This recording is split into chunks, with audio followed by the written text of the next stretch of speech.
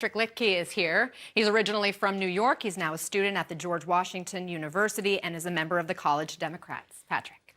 All right, so after your interview on David Pakman's show, I decided to check out your policy page, and I noticed it doesn't make much mention of unions. What are your plans for organized labor, particularly in light of the automation crisis? Yeah. I'm a huge union fan, and this freedom dividend that I'm proposing was actually championed initially by a guy named Andy Stern, who used to run the SEIU.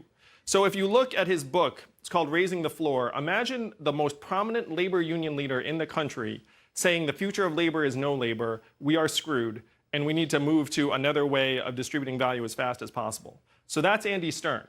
And so because of that, when I sit with union leaders and I say, hey, you know what's going to help your union membership is if you have a dividend of $1,000 a month, because it ends up making it possible for unions to negotiate much harder, since then they have something they can fall back on. So this is a very pro-union plan.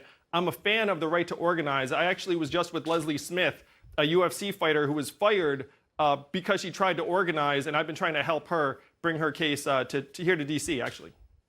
Mr. Yang, you've said of Bernie Sanders' plan in support of unions that it would turn back the clock and it wouldn't work to get fair treatment for workers through unions. Why don't you think that will be the solution? Well, I'm a huge fan of unions, but we have to face facts where union membership has declined by almost 50% over the last number of decades, and their power has diminished accordingly. And so if we say, look, we're going to magically revive an economy of the 70s where union membership is back to those levels, that's going to be a very, very steep hill to climb. I don't think we have the time to remake the workforce in that way. We should just start distributing value directly to Americans, and this would have a byproduct of making workers and unions stronger. All right, let's bring in Ben Pittler.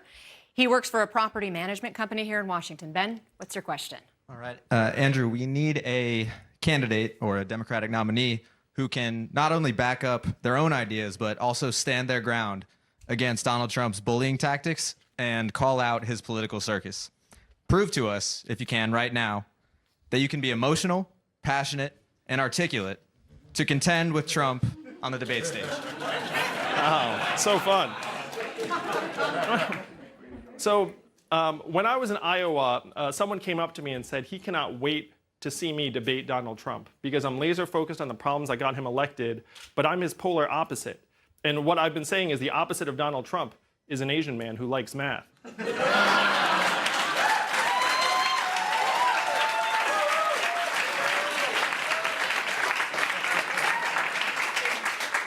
But that said, my team and I have been joking about what Donald Trump's nickname for me will be.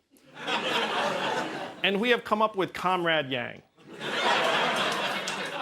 But the truth is that there's this massive appetite among Americans for solutions that will actually improve their lives. I am getting many, many Trump supporters to join and support my campaign, as well as conservatives, independents, libertarians, and of course, Democrats and progressives.